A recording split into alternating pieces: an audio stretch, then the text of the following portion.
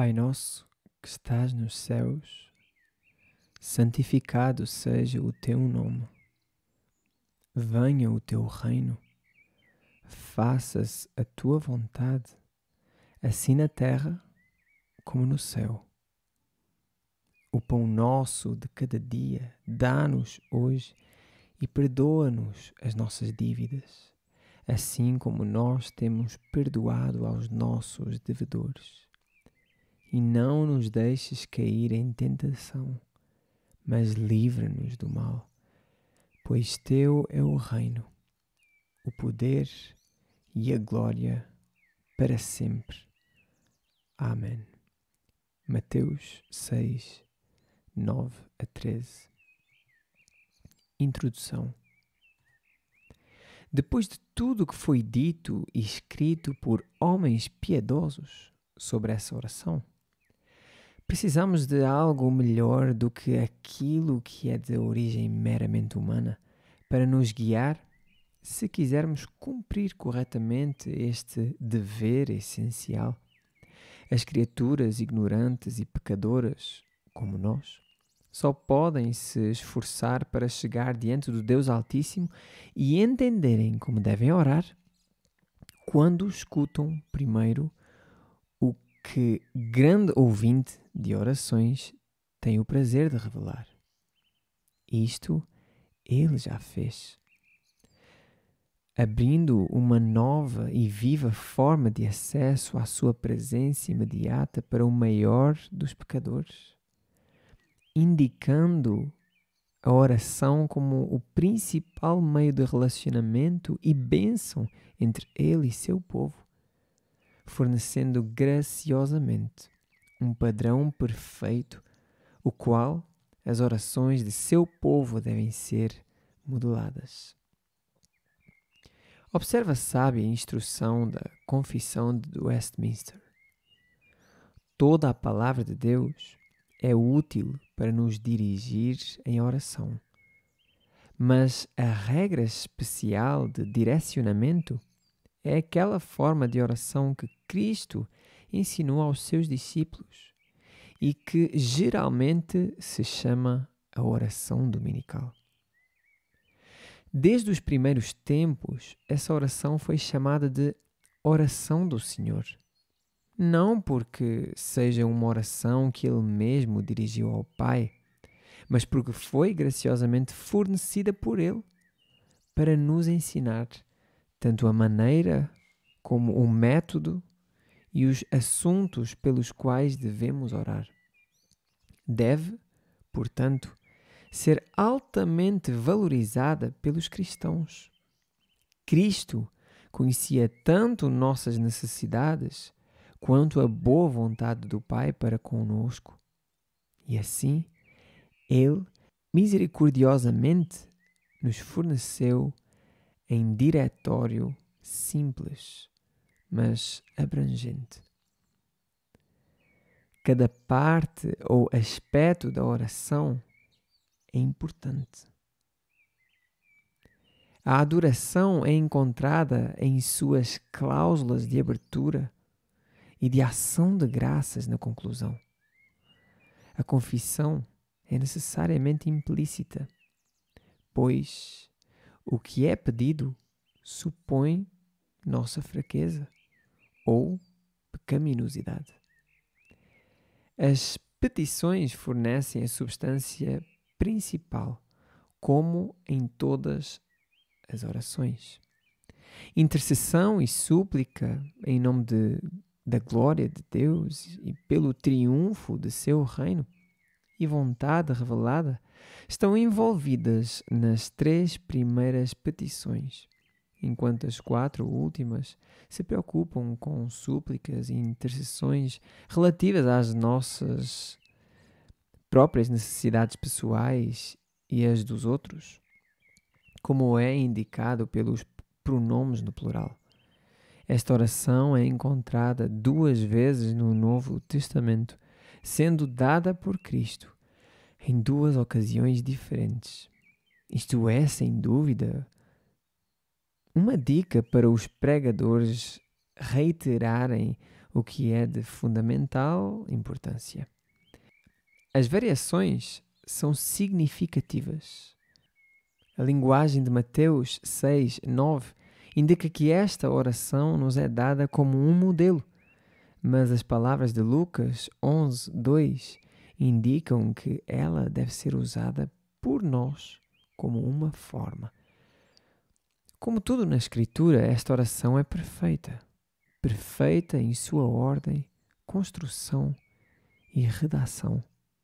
Sua ordem é: primeiro, adoração. Segundo, súplica. E terceiro, argumentação. Suas petições são 7. É praticamente um sumário dos Salmos e um excelente resumo de todas as orações. Cada cláusula nela ocorre no Antigo Testamento, denotando que nossas orações devem ser bíblicas para serem aceitáveis. E esta é a confiança que temos para com Ele, que, se pedirmos alguma coisa segundo a sua vontade, Ele nos ouve. 1 João 5,14. Mas não podemos conhecer sua vontade se ignoramos sua palavra. Foi alegado que esta oração foi projetada apenas para o uso temporário dos primeiros discípulos de Cristo, até o momento em que a nova aliança fosse inaugurada.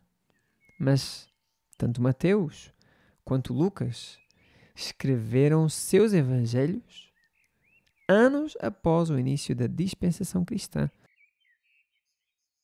E nenhum deles dá qualquer informação de que ela havia se tornado obsoleta e não deveria mais ser usada pelos cristãos.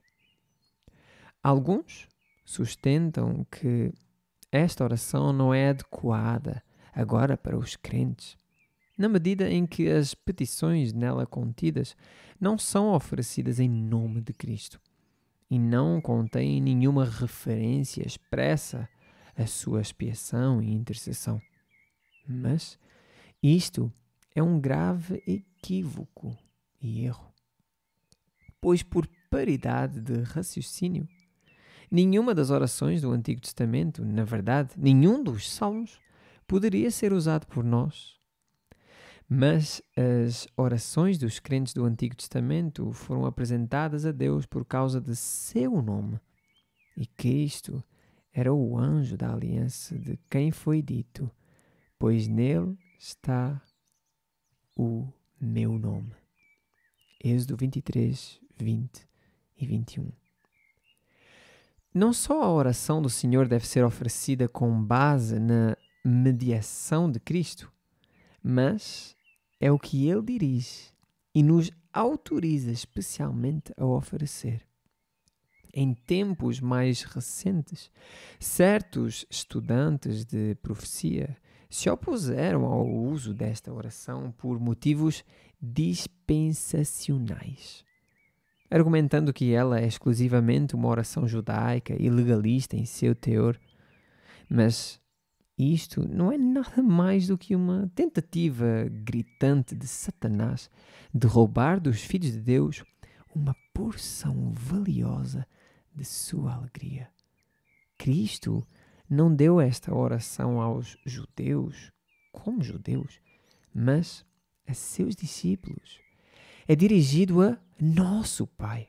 Portanto, deve ser usada por todos os membros de sua família.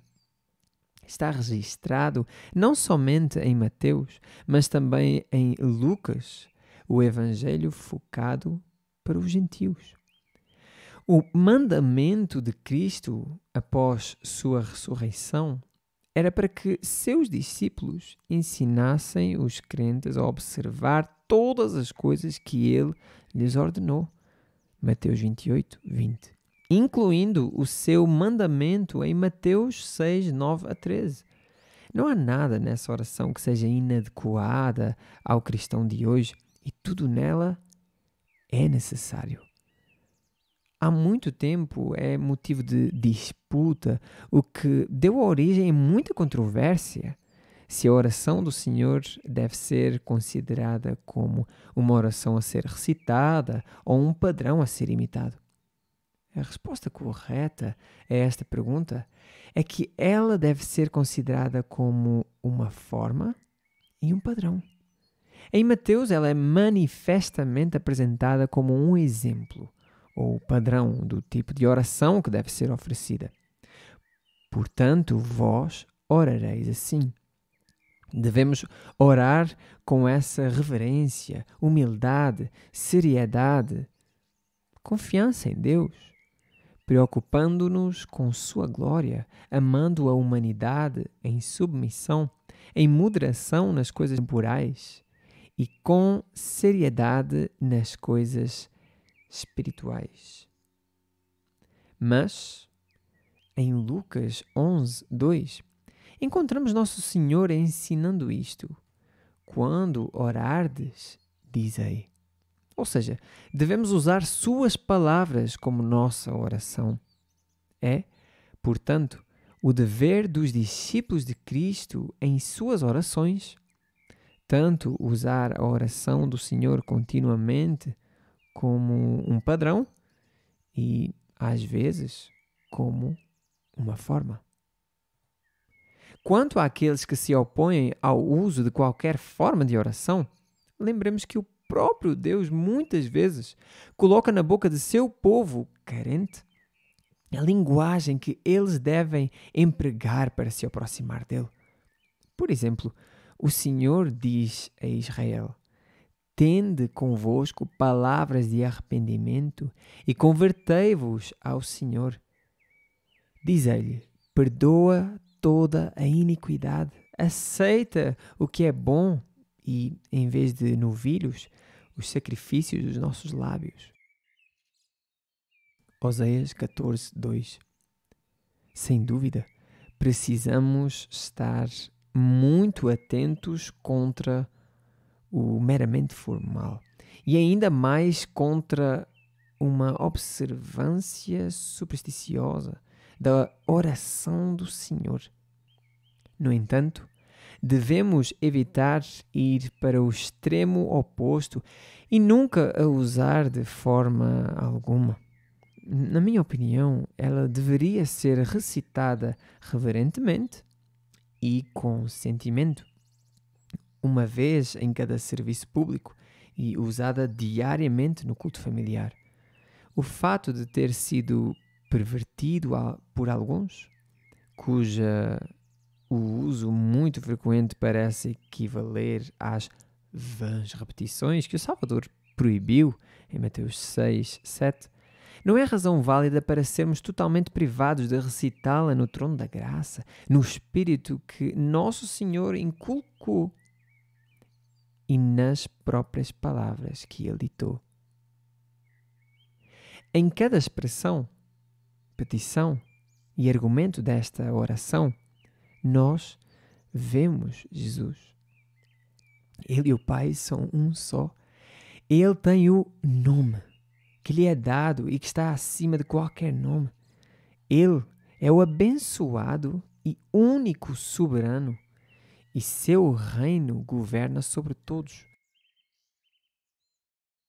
Ele é o pão vivo que desceu do céu. Ele tinha poder na terra para perdoar pecados. Ele é capaz de ajudar os que são tentados. Ele é o anjo que redime de todo o mal. O reino, o poder e a glória pertencem a Ele. Ele é o cumprimento e a confirmação de todas as promessas divinas e graciosas. Ele próprio é o Amém e testemunha fiel. Bem, Tertuliano chamou o Pai Nosso de oração do Senhor e de o Evangelho abreviado. Quanto mais compreendermos o Evangelho da graça de Deus, o Evangelho da glória de Cristo, mais amaremos esta maravilhosa oração e nos gloriaremos no Evangelho que é o poder de Deus e a sabedoria de Deus. para aqueles que creem. Nos alegraremos com alegria indescritível, enquanto oferecermos as petições divinamente prescritas e esperamos respostas graciosas.